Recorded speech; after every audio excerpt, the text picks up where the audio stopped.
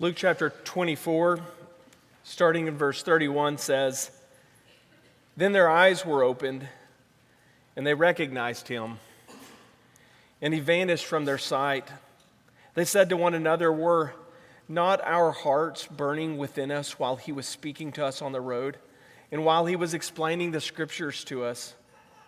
And they got up that very hour and returned to Jerusalem, and found gathered together the 11 and those who were with them, saying, 'The Lord has really risen and has appeared to Simon.' And they began to relate their experiences on the road and how he was recognized by them in the breaking of the bread." Good morning, West Irwin. There we go.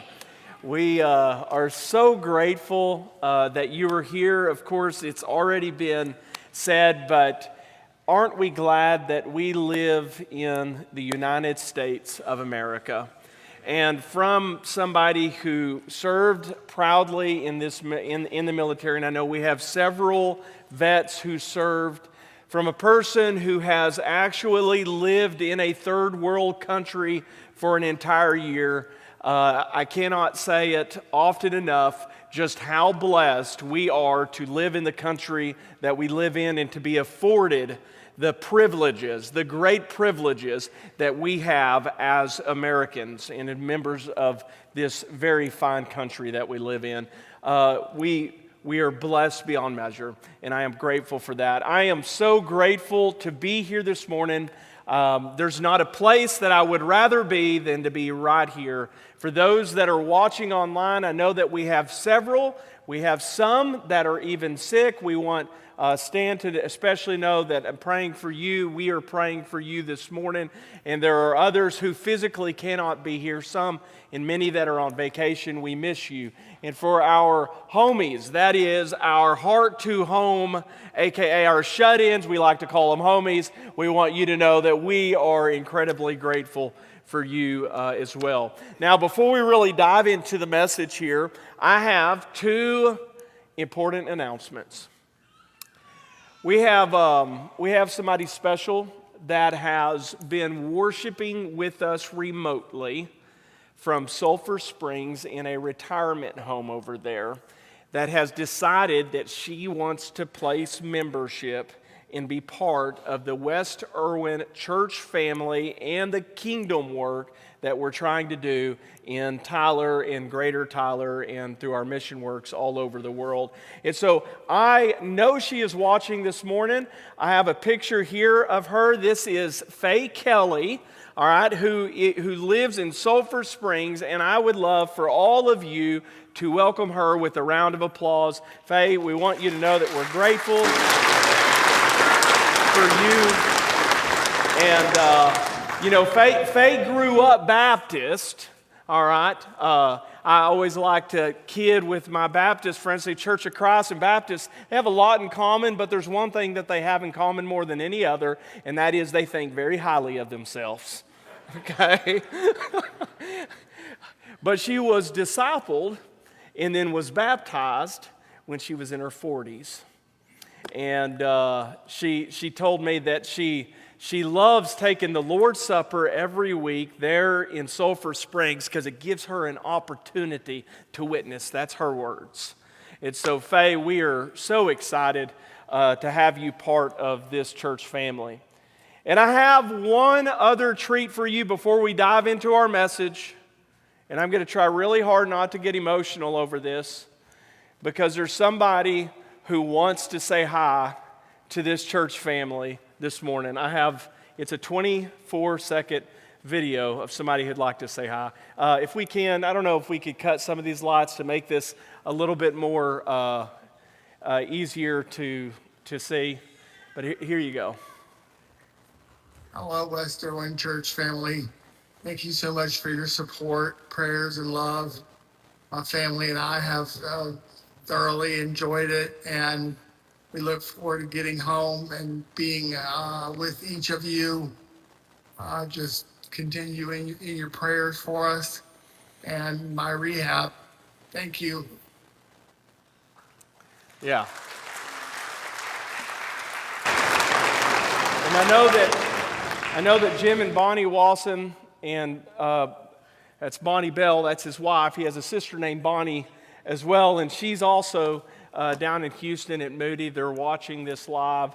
I want you to know, Jim, that we love you, and you are in our every prayer. And for those that hadn't had a chance to see Jim, this is remarkable. There's few times where we can say without a doubt that God's hand and God's fingerprints are involved in this situation, because he was on death's door, and then we thought maybe best case scenario, ye of little faith, that if he pulls out of this, he won't be a shell of himself. But let me tell you, he has a sense of humor, he has personality, and as you can see here, if you didn't know his story, you think nothing really happened to him. And so Jim, we love you, and we appreciate you. Okay, we are in the final lesson of this series that is titled Three Chairs. Are you sad about that? I'm supposed to get oh man.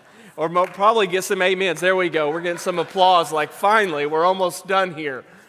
And I want to start out. I got a picture here of actually a movie that I think most of you will be familiar with. And I want to ask you, have you ever seen a movie that at the ending made you want to go back and watch the entire movie again? Not because you missed the ending and not because you misunderstood the ending, but by the ending, it brought clarity for the rest of the movie. One of those movies for me, some of you probably have seen it. It's called The Sixth Sense. Just by a show of hands, who here is familiar with The Sixth Sense? Okay. I want to apologize to everybody beforehand. I'm going to provide a spoiler for the movie, but I also want you to know that there's a statute of limitations on movie spoilers, and it ends at 25 years. So this is 25 years old. Okay, 25 years. If you haven't seen the movie or seen the ending of the movie by now, I'm sorry. Don't email me later this week complaining that I ruined the movie for you. Okay? So the main character in this movie is a guy named Malcolm. He's a psychologist played by Bruce Willis. And his job is to help this boy who's constantly saying what? I see dead people. Somebody said that very loudly over there. Okay, there we go. All right, kid, thank you.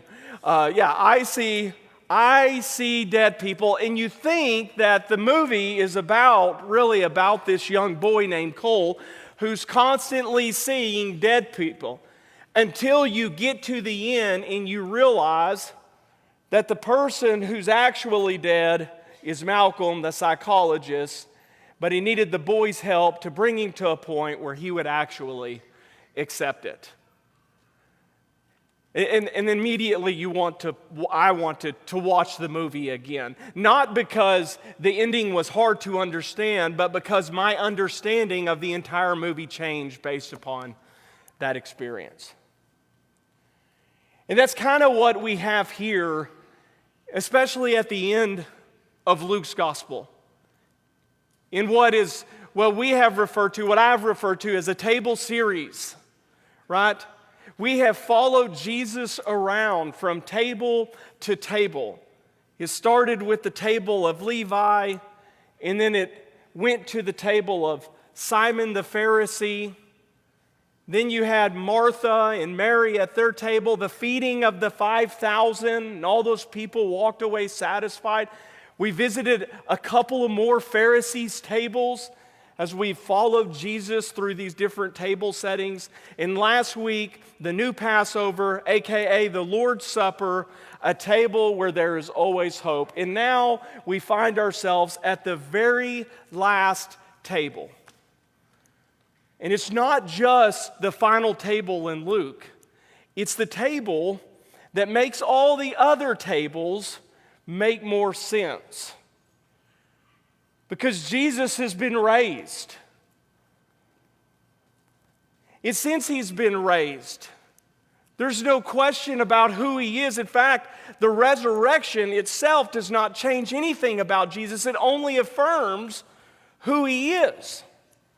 But it's at this moment that it changes the way that the disciples understand the story up to this point, and for all practical purposes, it changes the way that they see their entire lives from this point moving forward.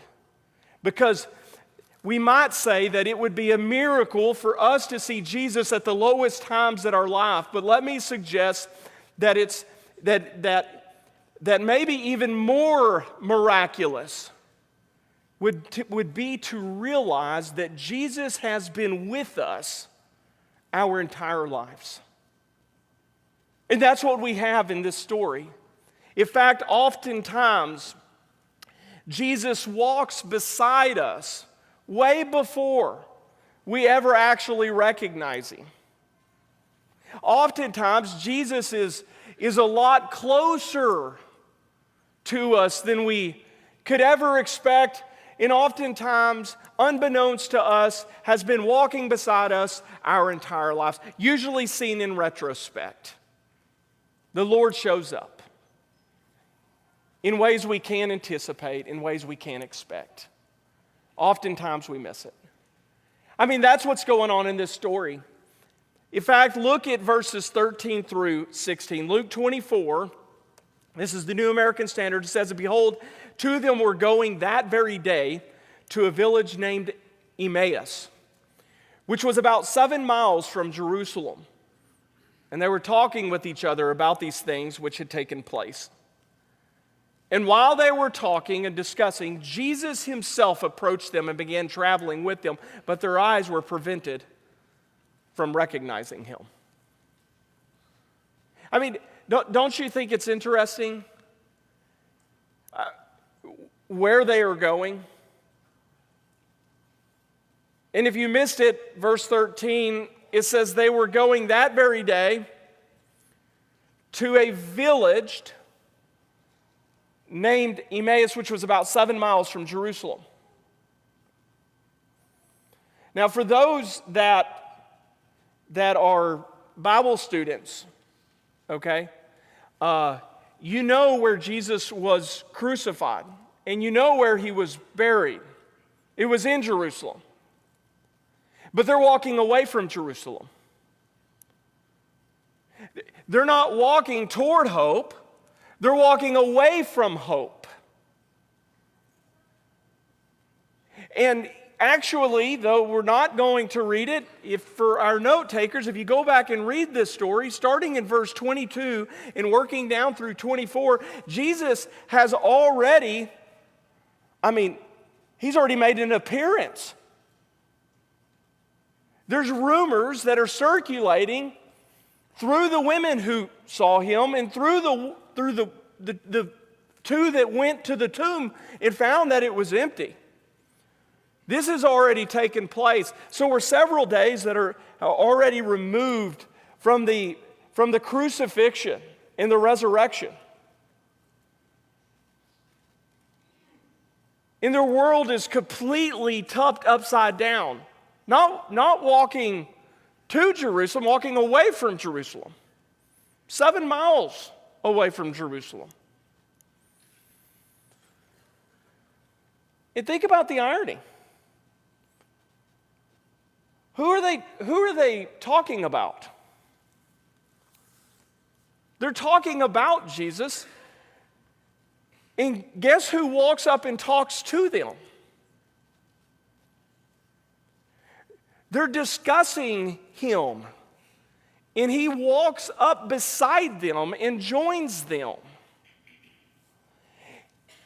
They are grieving his absence, and Jesus makes himself present in their presence. Do you see yourself in the story? Isn't this us? Isn't this how we typically respond in our lives, especially at moments or in situations or circumstances that don't go the way that we want them to? We say, God, where are you at in my life? And so what do? We pray to God, wanting God to hear us. And when things don't go the way that we want, we assume that either one, God can't hear us, but if He can hear us because they don't go the way that we want, that He must not care about the things that's going on in my life.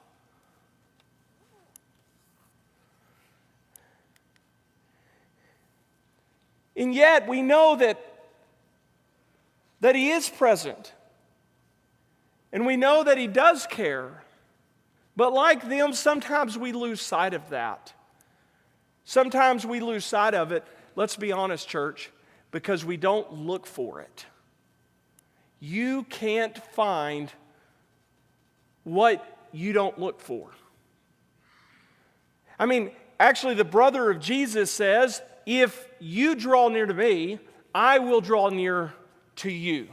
That's what he says about with regard to our relationship with God. That God can be found, right? Though He is not far from each one of us. It's like this. My family knows, especially my wife, that I have a supernatural ability to misplace my keys. In my house. I don't do it at work. I don't do it when we're on a trip. But when I'm in my house, I've some reason I can't find my keys. It happened actually just about a week and a half ago. And after 5 minutes of searching frantically, because I've got somewhere I've got to go, okay, I've got things to do, she looks at me and says, "Have you checked your pocket?" Or better yet, "What's in your hand?" That happened literally just about a week and a half ago. That's kind of like the way that this situation is here. They're wanting to see Jesus. They think that God is absent. They think that Jesus is gone, but He's right there, but they're not looking for Him.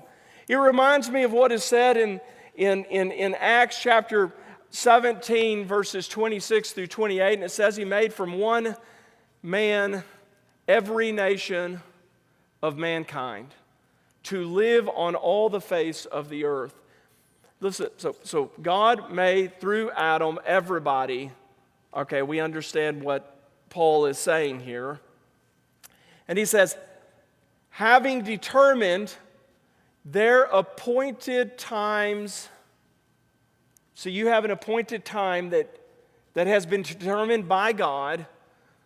And by the way, also the boundaries of your habitation. So times and places appointed by God. You are not here by happenstance, by accident.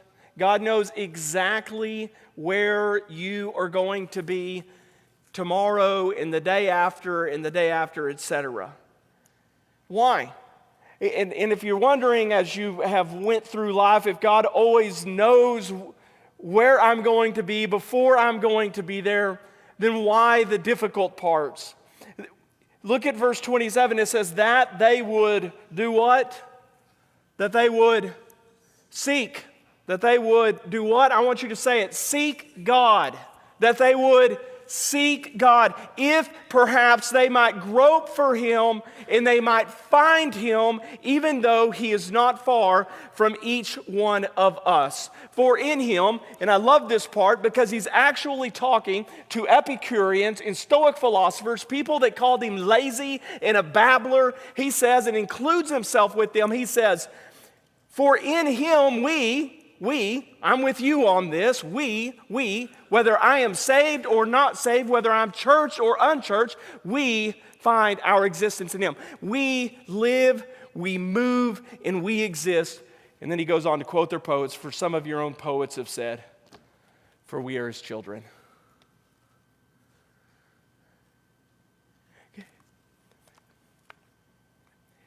God oftentimes walks beside you before you ever realize that He is actually beside you. It's like the conversation that Jesus had with Philip in John chapter 14. You know the passage. John 13, He's at the table. tells of his betrayal. Jesus gives him a new commandment. He tells him he has to go away to prepare a place, right?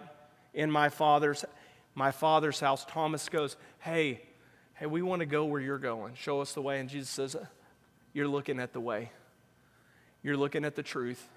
And you're looking at the life. No one can come to the Father but through me. And that really piques Philip's interest, because Philip goes, hey, show us the Father, and it'll be enough. We want to see the Father. You remember what Jesus said? It's John 14, verse 7 through 9. He says, how long have I been with you, Philip, and you have not come to know me? If you have seen me, then you have seen the Father. How can you say, show us the Father? How long? How long? I'm asking you, church, how long has Jesus been with you and you have not come to know him? How many relationships, how many events, gospel events, kingdom events, providential events, movements of God in your life? How many lessons, how many sermons will it take for you to make a decision, a real decision, to make Jesus Christ the Lord of your life? How long? How many? But what do as humans? We're fickle, aren't we? We kind of back and forth. Yeah. Kind of like what we see here. Verse 21. I mean, it actually says, though it's not up on the screen, it says that the apostles said as they were talking to Jesus, but we were hoping that he was the one that was going to redeem Israel, but he's not. We were hoping. We were hoping that treatment would work. We were hoping to get that job. We were hoping that our marriage would get better. And what they failed to realize and what we failed to realize is the one that we were hoping for has actually been here the entire time. Which begs the question, why? Why would Jesus not reveal himself to them? Because Jesus oftentimes works on our hearts before he works on our eyes. It's actually in the text several different places. This idea that Jesus opens our hearts before he opens our eyes. Look at verse 25. Then he said to them, this is of course after they say, hey, we were hoping. They actually tell Jesus, are you the only one in Jerusalem that hasn't heard about what's going on?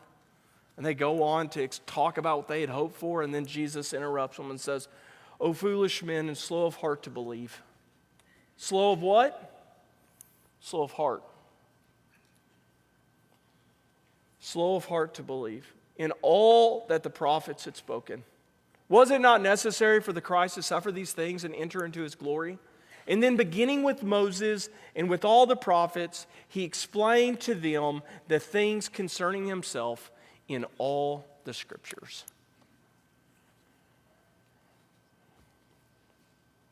Did you catch what Jesus didn't do, by the way? Jesus didn't say, hey, I am the Messiah. He just didn't come out and say, I'm the Messiah. He didn't do a miracle. He doesn't flash lightning across the sky and say, hey, surprise guys, it's me. I'm alive. He doesn't do any of that.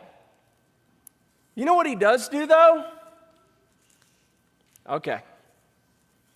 We're about to get it. He has a Bible study with them.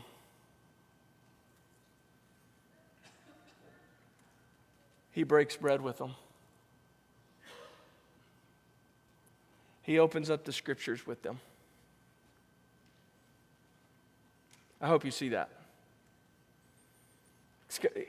He explained to them the things concerning himself in all the scriptures. How is it that we live in a culture? Okay, how do I say this?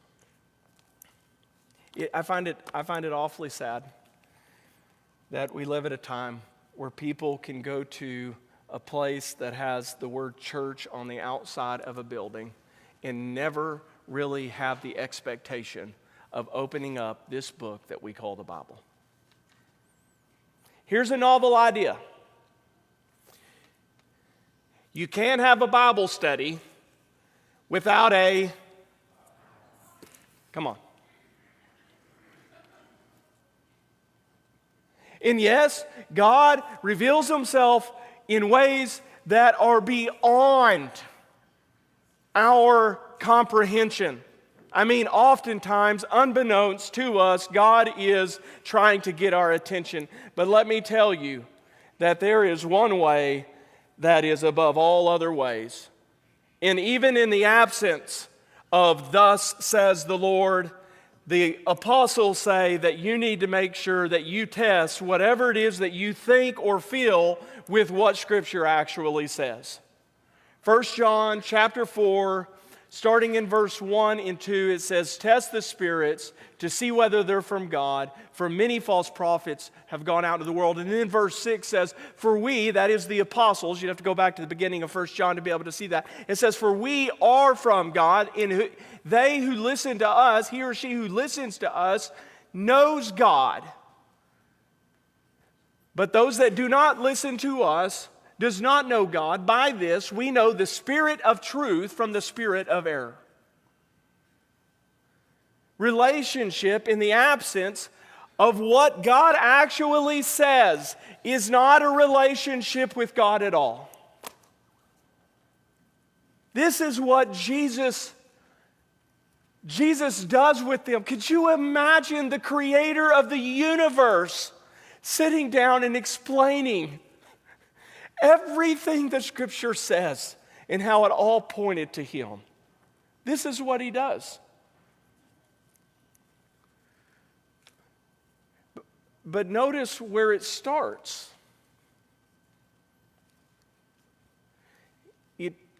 It starts in the heart. They're slow of heart to believe. In fact, he's going to say in verse 35 that their hearts were burning within them. And then he opened up their minds, verse 45, to what the Scriptures actually stated. Whole heart. I remember years ago, I was in Lubbock, Texas. I know this will surprise you, but at the time, I kind of liked to do door knocking. Something about the challenge of getting a cold contact was fun. It's like, let's just do it, you know? Why not? And so I had this survey. You know, you're interrupting people. You'd be having dinner or mowing their lawn or whatever, and family time. So you had this survey, and it starts out really broad, and it gets really narrow. Hey, do you believe in God? Yeah, I believe in God. Do you go to church somewhere? No. Are you against it? Yes, no. And then you go, well, do you know what a Bible is? Oh yeah, of course, because we live in the Bible Belt. This one guy, so I go through the deal with him, and he's out mowing his lawn, and he has, I like the guy. He had jorts on. They call them jorts. They were cut off shorts. You know, he looked like he was about 20 years older than I was, maybe 30 years older at the time. I think I was 23 years old. And 24 years old, something like that. That was when I was in Lubbock. And I go through the survey with him. Well, I get to the Bible question. And I ask him, I said, do you own a Bible?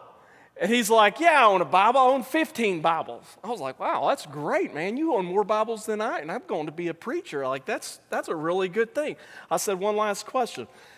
You know, this is the final question. Do you believe Jesus Christ is the Son of God?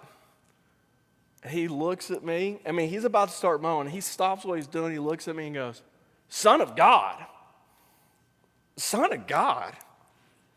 Like, he never heard it before. And I was like, who'd have thought? Yes or no? Like, I'm trying to get to the survey. Can we go on? Because, anyways, how is it? Okay. So here's the idea. Here's a person who has a Bible but doesn't know Jesus. You feel me? You see where I'm going with this, right? Because, hey, kids, teens, just because your parents have faith doesn't mean that you have faith. For those who have a rich spiritual posterity, something that has been given to you. Just because you come from a family of faith doesn't make you faithful. You have to own it for yourself. Just because you own a Bible, just because you know Scripture, just because you've been around Jesus, doesn't mean that you know Jesus. Doesn't mean that you've really seen Jesus, and it doesn't mean that your mind has been open to understanding and your heart is yielded willingly to Him. Because that's what we have in this text. We have people who were with Jesus. And it says in verse 31, then their eyes were opened and they recognized Him. And they said to one another, and they go back, were not our hearts burning within us while He was speaking to us on the road, while He was explaining the Scriptures to us? And actually it says in verse 32, that immediately they picked up everything and they ran back to Jerusalem. They ran back. They couldn't get there. And let me ask you, church, what's changed? Who was still in power? Was Rome still in power? Of course. Did the resurrection change? Jesus is still resurrected. Jesus hasn't changed. But guess who did change? These guys changed after they saw Jesus. I hope you see that. Because, and here's the whole deal. To sum it up, the whole series is when you sit at Jesus' table, you never leave the same way that you came. And we got to be with Jesus around a table for the last 8 weeks. They run back to Jerusalem and they convey everything that they just experienced. Rome hasn't changed. The resurrection hasn't changed. Actually, Jesus leaves them. It says that He's gone out of their presence. And you know why, don't you? It's because He left a mark on them. Everything that they would need, are you ready for it? To change the world.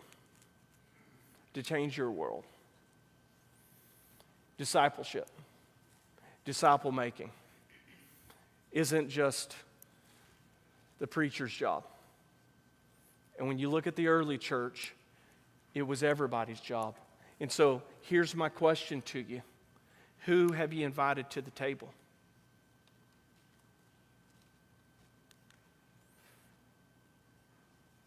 And my challenge is for you to start naming a person by name in your prayer that you want to see at the table.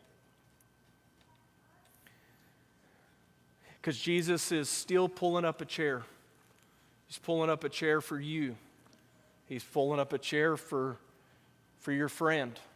And He wants you and Him to have a conversation with them. Because you never leave Jesus' table the same way you came. Who will you relate your experience with the King of Kings, with the Creator of the universe? Who are you going to share it with? Because that's what this first series I've done since I've been here that was overtly missional. And I hope more than anything that every person here knows that God has gifted you with a peculiar story in a peculiar way, that are gifted, unique to you, so that you can reach the people that's already in your life. Every single one of us owns that and shares that responsibility. Because you never leave Jesus' table the same way that you came. Typically we have an invitation, and we want you to know that if you are wanting to bring somebody to the table of Jesus, and you're like, I don't know how to have the conversation, that there are people like myself and others that would love to join you and help you in that way. And so that's what our invitation is. It's a way to be able to respond to the message. Let me say this. We want you to respond. We don't anticipate people to just run forward here at the beginning. And so we're actually, at the end of services, we're actually starting a new ministry today. And it's called Connect with the Shepherd, in which every single week we will have a slide like this, and there will be a shepherd and his wife that will meet you at the back of the auditorium. I'll be back there, my wife and I will be back there, but so will one of our shepherds.